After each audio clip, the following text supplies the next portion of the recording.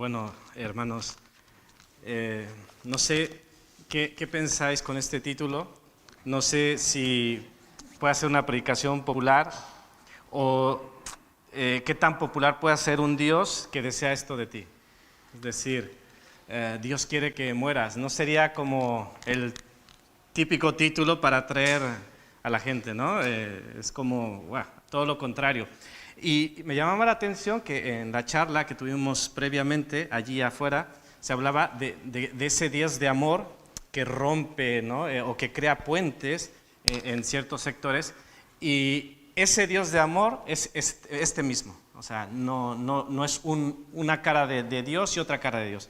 Ese Dios de amor es este mismo Dios, y veréis con el desarrollo de esta prédica lo podremos entender. Bueno, seguimos con Juan 12.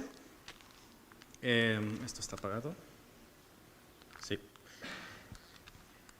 Y si podéis recordar el versículo el versículo 19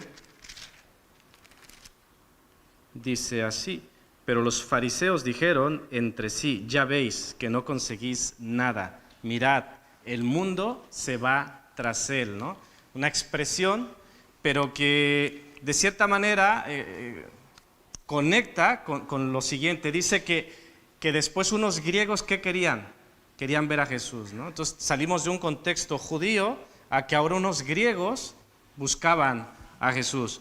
Y bueno, cuando uno lee el pasaje, puede confrontar un poco, ¿no? Porque los discípulos le dicen a Jesús: mira, que unas personas quieren hablar contigo, quieren conocerte. Y Jesús, ¿cuál es su respuesta? Pareciera que no se refiere nada hacia ellos, ¿no? Sino que empieza a dar una explicación del por qué Él debía morir. Es interesante porque hemos aprendido la semana anterior que en general todos, y hicimos énfasis en las multitudes que habían venido a la Pascua, que no habían entendido bien qué significaba en ese momento, en este sentido, el rey de los judíos, el Mesías. ¿Qué significaba que Jesús decía voy a la cruz?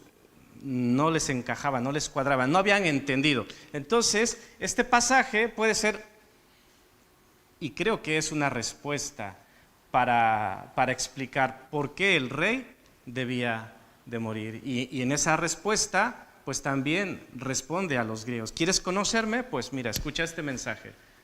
Y también nosotros estamos allí. Esa respuesta que el Señor da también nos incluye a nosotros y también podemos aprender. Así que, en general, este pasaje podemos decir que vamos a responder esa pregunta: ¿por qué debe morir el rey? La semana pasada se llamó Jesús, Rey de Reyes. Y ahora, ¿por qué debía morir ese rey? La gente no lo entendía. Uno de los primeros argumentos que nos lanza es para llevar mucho fruto. Ya os decía, ¿no? Jesús recibe, 24, versículo 24, le dice el versículo 22, Felipe fue y se lo dijo a Andrés, entonces Andrés y Felipe se lo dijeron a Jesús. Y no sé vosotros, cuando estamos en la lectura, yo esperaría que si unos griegos quieren ver a Jesús y se lo dicen, él les podría haber dicho: ahora los atiendo, que me esperen, o diles tal o cual cosa. Pero según el relato dice, Jesús les respondió diciendo: ha llegado la hora para que el Hijo del Hombre sea glorificado. De cierto os digo que si el grano de trigo no cae en la tierra y muere, queda solo. Pero si muere, lleva mucho fruto. No sé, pareciera una respuesta extraña, ¿no? Te quieren ver y respondes esto, pero es lo que respondió Jesús, un poco respondiendo a por qué debía morir, para que de alguna forma aquellas multitudes pudieran entender lo que estaba sucediendo. Y utiliza esta ilustración del grano de trigo. Ellos seguramente estaban muy familiarizados y decían: si tú ves, el grano de trigo cae en tierra, muere y ya lleva mucho fruto. Pues eso, sin liarnos tanto eso, ¿por qué debe morir el rey? Para llevar mucho fruto. Así que esto es una enseñanza, un énfasis que vamos a hacer de que si queremos llevar fruto, debemos morir. Y ahí conecta con nuestro título, el Señor, Dios quiere que muera. Y en este sentido, Jesús estaba dispuesto a morir. Él había venido a salvar, como se ha leído. Él no quiere que nadie perezca, sino que todos procedan o procedamos al arrepentimiento. Así que no dudó y estaba totalmente convencido en que iba a dar su vida en rescate por muchos.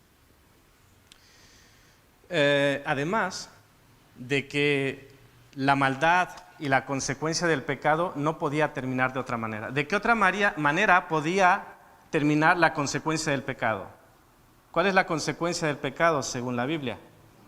La muerte. Así que nuestra maldad, toda aquella oposición, se materializaba. ¿Y en qué podía terminar? Sino con la muerte del Hijo de Dios. Pero maravillosamente es ahí donde nos cuesta entender, porque allí donde el enemigo tenía su fortaleza, el imperio de la muerte, es donde Jesús triunfa y lo vence. Y es donde dices, pero ¿cómo pasó esto? No lo entiendo, pero es parte de lo que nos está explicando Jesús para que lo entendamos. ¿Por qué el rey debe morir? Porque a nuestra lógica no tiene que morir, el rey tiene que vencer. Y dice Jesús, sí, y estoy venciendo, no de la forma que tú crees, estoy venciendo a la manera correcta, a la manera verdadera. Así que esta lección que solo podía hacer Jesús, es decir, no había nadie que pudiera morir en la cruz y conseguir lo que Él consiguió, pero esto no quita que pueda haber aplicación hacia nosotros y también podamos ser confrontados en nuestras vidas. ¿Por qué? Porque, como dice el versículo 25, el que ama su vida, la perderá. Y el que aborrece su vida en este mundo, para vida eterna, la guardará. No estamos hablando de sacrificios humanos, no estamos hablando de suicidios, no estamos hablando de que te hagas voluntario ahora de la guerra y te vayas al frente de batalla y mueras. No estamos diciendo eso. Solamente sí, es cierto, el seguir a Cristo implica, y debemos ser conscientes y estar convencidos que incluso si hubiese que dar nuestra vida, la daríamos. Pero aquí no se refiere tanto a esto, ¿no? El dar tu vida aquí también tiene que ver con tus deseos, tus prioridades, tu comodidad. Es ese morir al yo.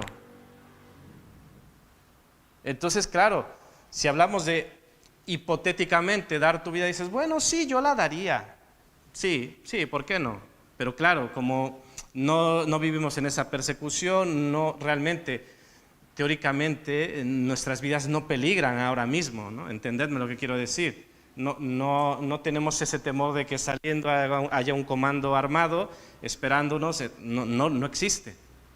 Que todo pudiera darse, bueno, todo puede darse, pero en principio no esperamos eso. Pero sí podemos entenderlo desde negarnos hacia nosotros mismos. Pero no solo tiene que ver con deseos, prioridades, comodidades, etcétera, sino que esto va más allá. Por eso estamos hablando de morir. No estamos hablando de poca cosa, porque os leo lo que dice Mateo 10, 37 al 39. Dice, el que ama a padre o madre más que a mí, no es digno de mí. El que ama a hijo o hija más que a mí, no es digno de mí. Y el que no toma su cruz, que es un instrumento para muerte, y sigue en pos de mí, no es digno de mí. El que haya su vida, la perderá, y el que pierde su vida por causa de mí, la hallará. Llegó un momento que sus discípulos dijeron a Jesús, dura cosa es esta. Cuando empezaban a enterarse de lo que significaba seguir a Jesús, dura cosa es esta. Y puede ser que nosotros, en nuestro caminar con Jesús, llegue un momento que digamos, wow, ahora me empiezo a enterar de lo que es seguir a Jesús. Y dura cosa es esta. Porque dice el Señor que si no mueres a ti mismo, si no mueres al yo, no eres digno de Él. es confrontación total. Así que, si nos importa más Cristo y menos nuestra vida en este mundo, tendremos vida eterna. Pero mi pregunta es, ¿y si esto es a la inversa, qué pasa? Si esto es a la inversa, no somos dignos de Él, no podemos ser sus discípulos. Y las preguntas pueden seguir, ¿y si no somos sus discípulos, qué somos?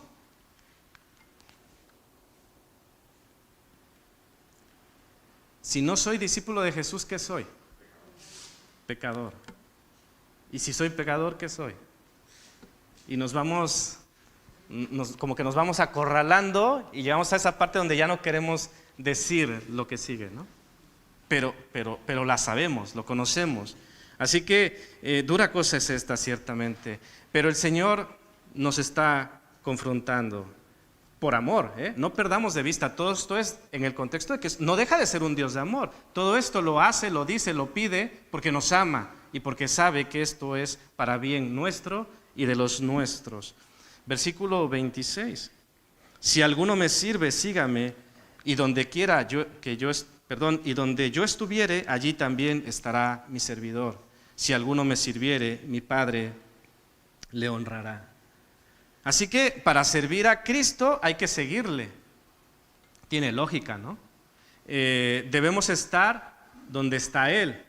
A veces nos podemos colgar el título, yo soy siervo de Jesucristo, ¿no? Pero ando por mis caminos.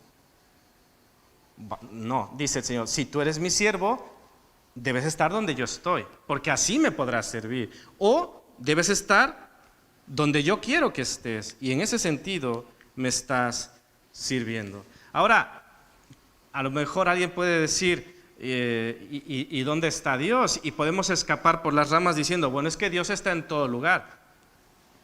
¿Y eso es cierto? Sí. Pero también, de la misma manera, podemos decir que Dios habita en medio de las alabanzas de su pueblo, ¿cierto? ¿Sí o no? Salmo 22:3, por si no me lo creéis. Él está donde 2 o 3 se reúnen en su nombre, ¿sí? Y si quieres saber dónde está Él, dice, el Señor está cerca de todos los que le invocan en verdad. Esto es muy interesante, los que le invocan en verdad. O sea que hay quienes le invocan un poco de mentira. Los que le invocan en verdad. Salmo 145:18. Hermanos, conclusión, primer punto. Debemos morir a nosotros mismos para que podamos vivir para Dios. Repito, debemos morir a nosotros mismos para que podamos vivir para Dios. Es como funciona en el sistema de Dios. Y el sistema de Dios es el que sirve, es el bueno, no el tuyo ni el mío, es el del Señor. Bueno, el rey también muere, me he saltado el número 2 para glorificar al Padre, a partir del versículo 27 hasta el 29. El versículo 27 nos habla del sufrimiento de Jesús. De hecho, aquí tengo lo que dicen, por lo menos 4 versiones, dice, su alma estaba turbada, que es la Reina Valera. Luego dice, su ser estaba angustiado, dice la Nueva Versión Internacional. Y Dios habla y dice, siento en este momento una angustia terrible. Y la Nueva Traducción Viviente dice, mi alma está muy entristecida. Jesús glorificaba al Padre. Lo hacía mediante su obediencia, pero ahora esta obediencia, o por esta obediencia, afrontaba la cruz. Y no era una sorpresa, tampoco es que Jesús diga, uy, mira, he caído, he obedecido y ahora resulta que voy a morir. No. Él había sido obediente y seguiría obediente hasta la muerte y muerte de cruz. Esto, evidentemente, también nos muestra algo que ya sabemos, pero que no está de más recordar, que aunque mucho se dice que la salvación es gratis, que es por gracia, y sí, es por gracia, sí, pero eso no significa que nuestra salvación no haya tenido un alto costo, ¿entendéis? Es decir, para ti, para mí es por gracia. lo cual es maravilloso. Y está bien, porque si tuviese un costo no lo podríamos pagar. Como decía el musulmán, ¿no? Estoy tratando de llevar una buena vida de musulmán para ver si al final alcanzo la misericordia de Alá. Pues ya está que no la vamos a alcanzar, ni tú ni yo. Pero por gracia, mediante la fe en Cristo Jesús, podemos ser justificados. Justificados pues por la fe, tenemos paz para con Dios por medio de nuestro Señor Jesucristo. Y es allí donde podemos descansar. Y para eso había venido. Jesús para eso se presentó a esta cita. Había hecho un recorrido muy largo, había afrontado muchos desafíos. Vamos en el capítulo 12, empezamos en el 1:1 y hemos caminado con Jesús, ¿no? Su caminar, sus adversidades, el rechazo de la gente, la incredulidad, la oposición de los líderes religiosos, las amenazas. Pero a pesar de todo eso, Jesús sigue su camino a Jerusalén. Alguien diría, ¿por qué haces esto, no? En nuestro devocional que llevamos de YouVersion, hace poco pasamos por cuando Pablo va a Jerusalén y por revelaciones le dicen, si vas a Jerusalén te va a ir mal. Si vas a Jerusalén te va a ir mal. Pero Pablo fue a Jerusalén y le fue mal. Jesús, entendedme, él sabía a lo que iba a Jerusalén. Y aún sabiendo que iba a ir mal, él se presentó en Jerusalén. Pero es interesante que ya Jesús venía adelantando que en todo esto él era glorificado y también glorificaba al Padre. Lo vimos en Juan 11:4, cuando le preguntaba, ¿por qué está enfermo Lázaro? Bueno, él decía, para la gloria del Padre. Y Jesús iba a ser glorificado. Así que Jesús tenía muy claro para qué había venido. Esto ya me hace preguntar si nosotros tenemos claro para qué hemos venido. Puede ser para qué hemos venido este domingo. ¿Tienes claro para qué has venido este domingo? Porque puede haber distintas razones, aunque no lo creáis. Puede haber distintas razones. Pero no solo por qué has venido este domingo, sino por qué estás en esta iglesia.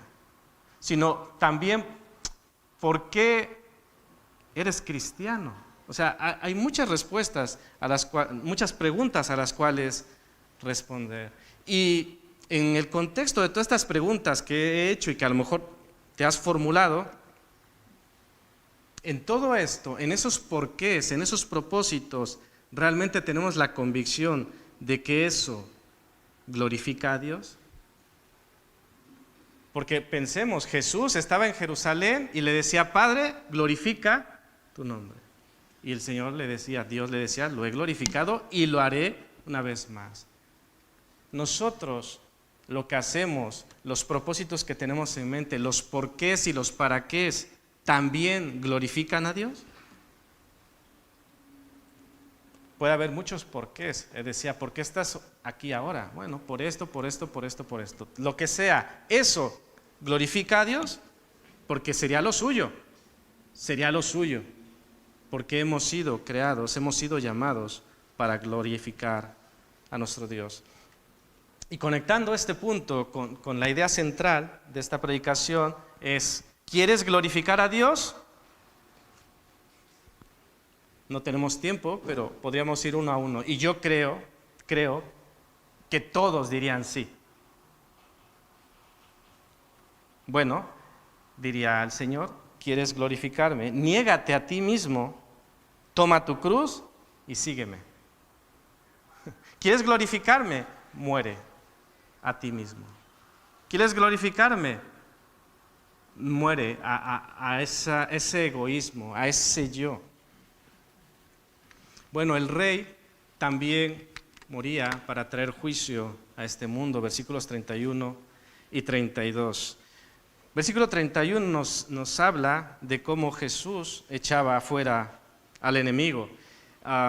En términos humanos, si el rey moría, eso significaba la derrota de todo el ejército. De hecho, aquí he anotado el primer libro de Crónicas, 10, 6 y 7, que es una lectura reciente que tuvimos, donde, ahora se me ha ido el nombre del rey, fue Saúl que muere y dice que los demás huyeron, la derrota estaba consumada, el rey había muerto y la derrota se había consumado.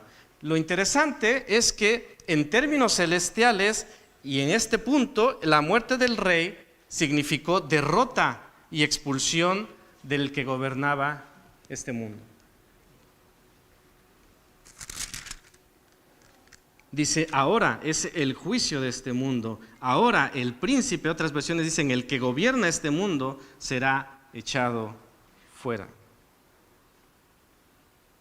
Dice Hebreos 2:14, así que por cuanto los hijos participaron de carne y sangre, él también participó de lo mismo. ¿Qué quiere decir? Juan 1:14, ¿no?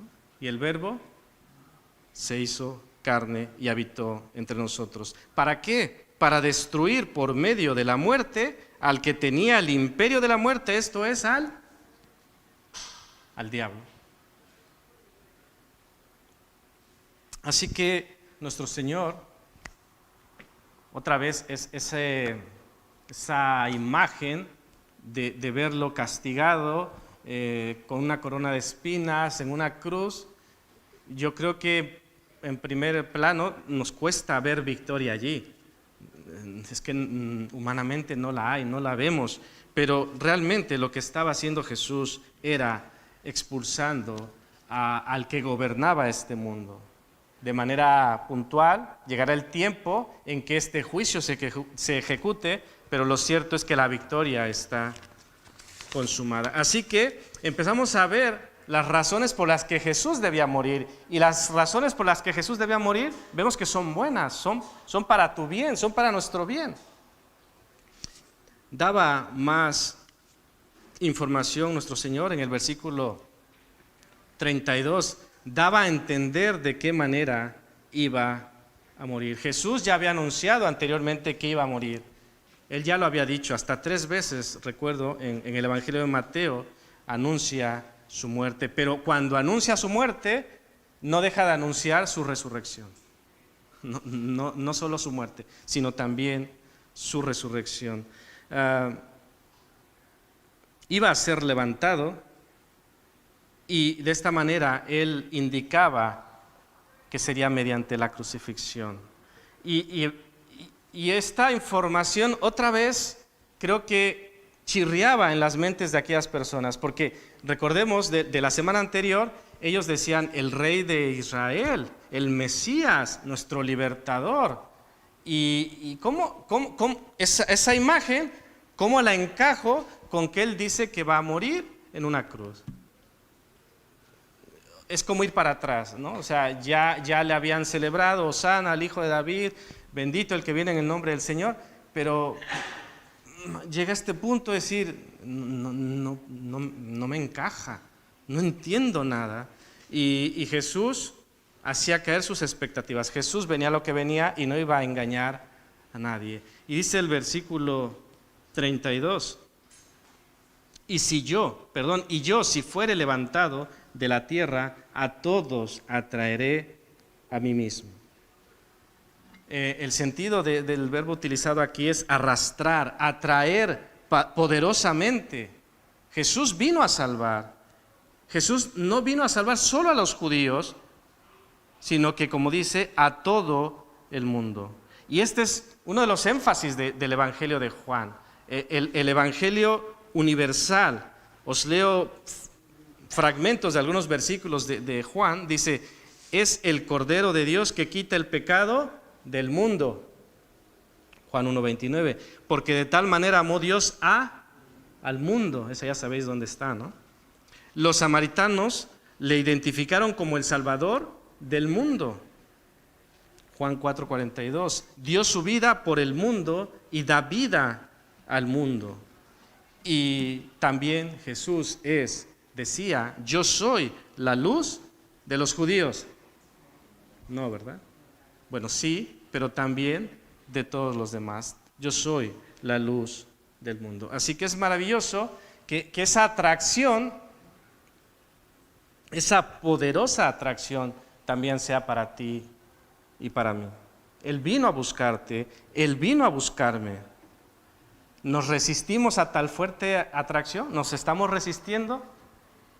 Si es así, sería bueno preguntarnos, ¿por qué me resisto? ¿Por qué será que me estoy resistiendo? ¿Por qué será que creo muchas cosas, pero no puedo creer esto, ¿no? Igual fue en la charla que salió que quizá llegar a las mujeres musulmanas y a los niños sea un poco más sencillo que llegar a los hombres adultos. Pero es interesante que luego estos hombres adultos sí que pueden aceptar, creer y estar firmes en su fe.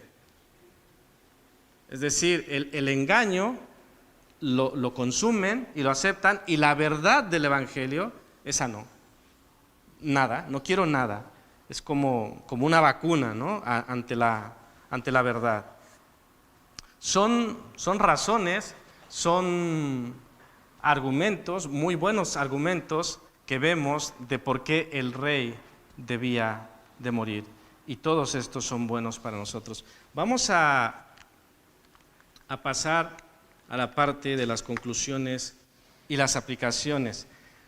El primero, el Cristo permanece para siempre.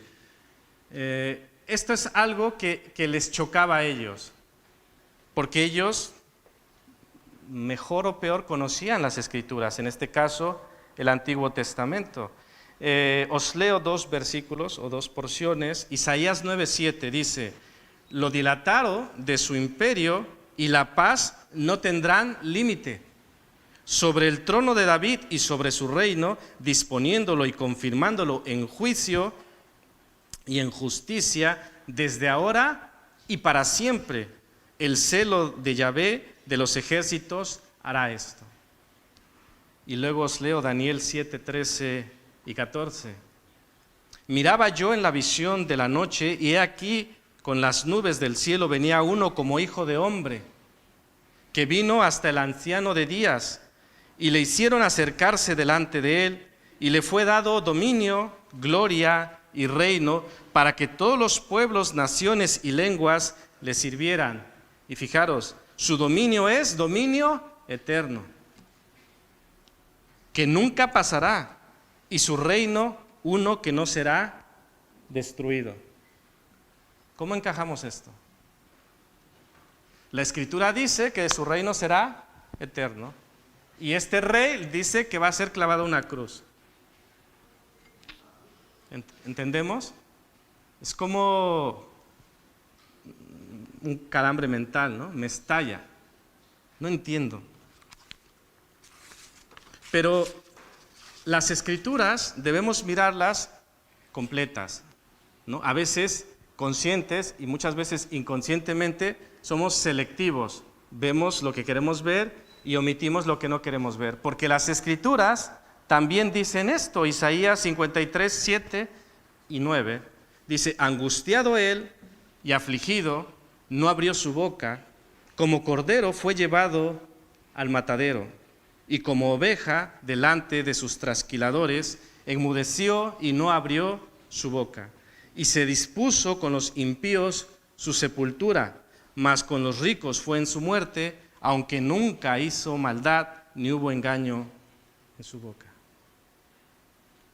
¿Esto también era parte del Antiguo Testamento? Pero ¿cómo encaja ese reino eterno con este que y se dispuso con los impíos su sepultura y fue llevado al matadero? ¿Cómo encaja? ¿Se contradice? ¿Pilláis hacia dónde quiero llegar? Y es lo que ellos veían.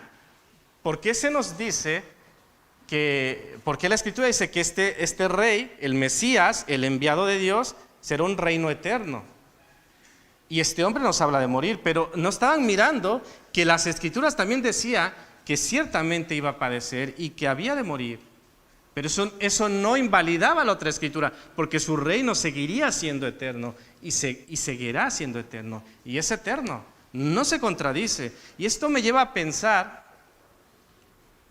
en que a veces hemos de cuidar esos literalismos, hemos de ver el texto, el contexto, para no equivocarnos. A veces se busca un tipo de Dios en las Escrituras. Entendedme lo que quiero decir. A veces inconscientemente. Un poco lo que buscas. No sé si este fenómeno os ha pasado también a vosotros. A mí me ha pasado con algún modelo, diseño de coche. Cuando tú tienes un coche, ahora en las calles empiezas a ver esa marca y ese tipo de coche. No sé si os pase o soy solo yo. ¿Soy solo yo? ¿Soy raro? Es decir, a lo mejor tú nunca has tenido un Toyota. ¿Qué modelo de Toyota hay? Bueno, en México hay uno que se llama Corolla, no sé si aquí también. Vale, Toyota Corolla. Entonces, como tú no tienes un Toyota Corolla, no te fijas en los Toyotas Corollas. O sea, puede haber 10,000, pero tú no los ves. Pero si sucede que tú ahora tienes uno, empiezas a ver, mira, hay uno, mira, hay otro, hay un montón. Estaban allí, siempre han estado allí, pero no los habías visto. ¿Qué quiero decir con esto? Que ellos en las Escrituras veían a su Mesías. ¿Entendéis lo que quiero decir? Veían a ese Mesías victorioso, veían ese Mesías que libertaba, veían ese Mesías que ellos querían ver. Pero omitían, aún inconscientemente, a ese Mesías que había de morir con su sufrimiento, con la muerte. Esto me lleva a concluir si nosotros hacemos lo mismo. Es decir, si rechazamos algunas partes de Dios o algunas partes de las Escrituras que no encajan con nuestra teología, que no encajan con ese Dios, con esa idea que nosotros tenemos de Dios. Puede ser partes de la Escritura o lo que Dios pide en cuanto a santidad, por ejemplo. A ver, yo busco un Dios pues que sea tolerante, ¿no? Yo busco un Dios que me deje vivir la vida, yo busco un Dios así, así, así. Entonces vamos buscando, sí, mira, Dios dice esto y esto, pero nos saltamos partes que no cuadran con nuestra teología. Puede ser pecado, juicio, separación eterna, puede haber muchos temas, muchas doctrinas que... Hay doctrinas que nos atraen, ¿no? La doctrina de la gracia, hombre, es maravillosa, hay que conocerla. Pero hay otras doctrinas que también tenemos que conocer. Pero hay doctrinas que dices, bueno, es que esa no me atrae tanto, no me gusta tanto. Y aún desde la inconsciencia puede sucedernos. Continuamos. Otra de las frases que vemos en este pasaje es, mientras hay luz. Dice el versículo 35, andad entre tanto que tenéis luz. Luego, que como nuestras Biblias suele poner un subtítulo, nos corta el versículo 36. Pero lo cierto es que no termina en para que seáis hijos de luz, sino que dice, estas cosas habló Jesús y se fue y se ocultó de ellos. Allí termina el versículo 36. Es interesante que les habla, aprovechad mientras hay luz. Y luego se fue. Un poco de manera ilustrativa, el que era la luz del mundo ya no estaba. No quiere decir que al irse ya la oportunidad se había terminado, pero sí podemos ver esta ilustración de que hay un tiempo. Y el consejo del Señor, que entre tanto que hay luz, andemos en la luz para que seamos hijos de la luz. Esto me lleva a pensar, para traerlo a nuestro tiempo y a nuestro contexto, es que vivimos tiempos en que las tinieblas se expanden. ¿Solo lo veo yo o también lo veis vosotros? ¿Sí? Las tinieblas se expanden y la luz disminuye. Hoy queda un poco de luz, pero cada vez hay menos. Creo que debemos preguntarnos qué les está tocando y qué les tocará a nuestros hijos o a nuestros nietos. A pesar de todo esto, como aquellos griegos, hay gente que quiere ver a Jesús. ¿cómo se los vamos a mostrar? Sus discípulos lo tenían allí y dijeron, mira, Jesús, estos hombres quieren hablar contigo. ¿Nosotros cómo lo hacemos? Y podemos ir más allá. ¿Quiénes son la luz del mundo hoy? Hermanos, ¿quiénes son la luz del mundo hoy? Nosotros, vaya, ya me estaba preocupando. Nosotros. Y aquí podemos ir hasta donde queráis. Si hablamos de que las tinieblas avanzan y cada vez hay menos luz, ¿esto hacia quién señala? ¿Qué palabra habéis dicho? Nosotros. Sí, claro. A lo mejor por eso no queríamos contestar, ¿verdad? Porque ya sabía hacia dónde iba. Somos responsables. Ciertamente somos responsables, pero la reflexión que más quiero hacer en este punto es, pensemos, mientras hay luz, andemos en la luz. Mientras haya luz para nuestros hijos, mientras haya luz para nuestros nietos, oremos, vivamos por esto, porque cada vez hay menos luz y cada vez habrá menos luz. Los tiempos, yo qué os voy a contar, los tiempos son difíciles. A veces, quizá por autoprotección, podemos girar la cabeza, ¿no? Y como que no está pasando. Pero las cosas están pasando. Ahora no están aquí las familias que son de Ucrania, porque les han trasladado a Barcelona. Pero si ellas están aquí, ¿qué significa? ¿Qué está pasando en el mundo? Decídmelo. Guerra. Tenemos una familia aquí con nosotros que viene de Venezuela, que está en tránsito y que están por marcharse. ¿Por qué? ¿Por qué han salido de su país? ¿Porque todo está bien? No. Hemos escuchado, hemos visto de África, ¿la cosa está bien? No. Así que reflexionemos en este sentido. Y mientras hay luz, que podamos andar en la luz y ser luz que alumbre también a las naciones. Y para terminar, quiero que pensemos en lo que es el título de esta predicación. Nuevamente, ¿quieres ver a Jesús? Los griegos querían ver a Jesús. Tiene sentido, ¿no? Creo que tú y yo quisiéramos ver a Jesús. Bueno, ya pregunté hace rato, ¿quieres glorificar a Dios? Sí. ¿Quieres ver a Jesús? Sí. ¿Quieres dar fruto? ¿Queréis dar fruto? ¿Queréis dar mucho fruto? Bueno, consejo, ¿quieres dar mucho fruto? Tienes que morir. ¿Quién dice yo? Porque si el grano no cae, ¿y qué? ¿Y qué?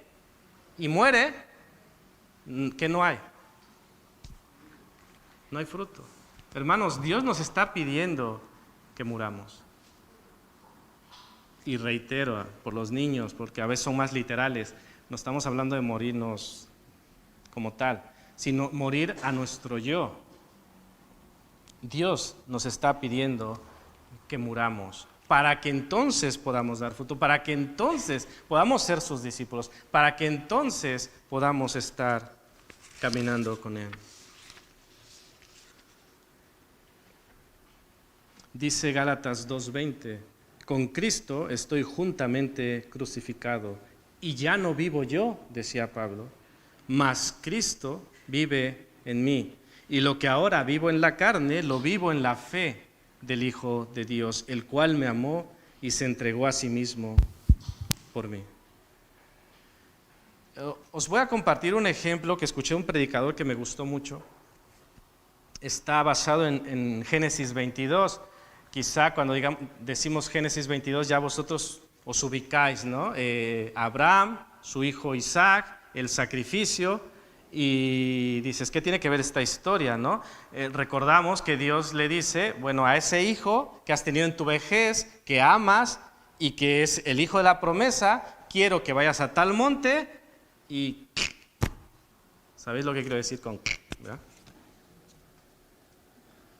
Bueno, de alguna manera, Abraham va allí, Y su hijo le dice, oye, pues aquí está el fuego, está la leña, está todo, pero falta una cosa. ¿Qué faltaba? El cordero. Bueno, llega el momento, Abraham, el padre de la fe, va a entregar su hijo delante de Dios. Y Dios le dice, detente. ¿Por qué llegó hasta allí? ¿Por qué Dios le llevó hasta ese punto? Muchas veces nos podemos preguntar eso, no lo entiendo. ¿Qué estaba buscando Dios? Y la pregunta que os quiero decir, ¿Dios quería la muerte de Isaac? Si no quería la muerte de Isaac, ¿de quién quería la muerte? De Abraham. Quería que Abraham muriera al yo. Y eso que hizo con Abraham y que hizo con muchos personajes, quiere hacer contigo y conmigo. Quiere que muramos a nuestro yo, a nuestras prioridades, a nuestras comodidades. Entendedme, no me malinterpretéis, no quiero decir con esto que, bueno, ahora dejéis vuestra casa y os vayáis a vivir a la calle porque tenéis que dejar vuestras comodidades. No estoy diciendo eso. Estoy diciendo que el rey debe ser rey en nuestras vidas. Muero yo, ya no vivo yo, sino Cristo vive en mí, Cristo reina en mí. Mi yo muere, crucificado en la cruz, y el que reina es Cristo. Así como en este caso Abraham tenía que ofrecer a su hijo, nosotros, ¿qué hemos de sacrificar? ¿Qué nos está pidiendo Dios que dejemos? ¿Qué debe ser arrancado de nuestras manos? ¿Qué debe ser arrancado de nuestras vidas? ¿Qué es lo que nos tiene anclados? ¿Qué es lo que nos tiene prisioneros? ¿Qué? Y dice el Señor, eso déjalo, muere y sígueme. Toma tu cruz cada día y sígueme. Dice Gálatas 5:24, pero los que son de Cristo han crucificado la carne con sus pasiones y deseos. Así que no se trata de mis intereses, mis deseos, mis preferencias, incluso lo que hemos leído, familiares, todo aquello que pueda tener un valor. Cristo es primero. Y otra vez la aclaración, no malinterpretéis, no quiere decir que ahora aborrezcas a tus familiares. No estamos diciendo esto, estamos hablando de prioridades. ¿Cuál es nuestra prioridad? ¿Cuál es nuestro número uno? El Señor. Y el Señor va a poner un orden perfecto en los demás aspectos de nuestra vida. Y para terminar, porque claro, podemos llegar a este punto de decir, vale, ya entendí, Dios quiere que muera, vale. ¿Y cómo? ¿Cómo puedo morir a mí mismo? Y es una pregunta muy grande. Es una pregunta que quizá ameritaría otra predicación. Pero llegamos a un punto en que esto se complica tanto, en que solamente hemos, como cuando gritaban, cuando Jesús entraba y gritaban, Hosana, sálvanos, es algo que también nosotros podemos y debemos hacer. Señor, sálvanos. Señor, rescátanos. Porque incluso esto de morir a mí mismo no puedo. Sálvame, ayúdame, para que esas cosas que tenía por ganancia, como decía Pablo, ahora las pueda tener como pérdida. Es algo que Él y solo Él puede hacer en nuestras vidas. Pero hay que desearlo, hay que pedirlo. Señor, estoy como estoy, me cuesta lo que me cuesta, pero quiero ser obediente, quiero que tú hagas esa obra en mí. Así que sabemos que nosotros por fe somos salvos en Cristo Jesús, pero después seguimos siendo santificados, seguimos muriendo a nosotros mismos como un proceso de santificación. Hermanos, como te encuentres y donde nos encontremos, a veces decir, es que no puedo dejar de hacer esto, es que quiero dejar la bebida, quiero dejar el cigarro, quiero dejar la lujuria, quiero dejar la pornografía, no puedo. Sigue clamando, sigue invocando su nombre, deséalo, desea morir en el buen sentido de la expresión, Cuidado, para que no se malinterprete. Así que este Dios de amor quiere que mueras, pero quiere que mueras para darte vida y vida en abundancia, vida verdadera, vida eterna. Y eso es bueno, por supuesto, es lo mejor, es lo que Él nos ofrece y lo que Dios nos ofrece es bueno. Así que hermanos, con lo menos que nos podemos ir esta tarde es, Señor, rescátame, sálvame. Digas, es que yo ya hice esa oración hace 50 años. Lo puedes hacer, puedes seguir pidiendo salvación, puedes seguir pidiendo santificación. Pidamos auxilio, que el Señor nos rescate de nosotros mismos, que nos rescate de este mundo donde vivimos, que nos rescate del mayor ídolo de la actualidad, que es el yo. ¿De acuerdo? Pues que ese sea nuestra oración y nuestro deseo para seguir al Rey de Reyes. Que el Señor los bendiga.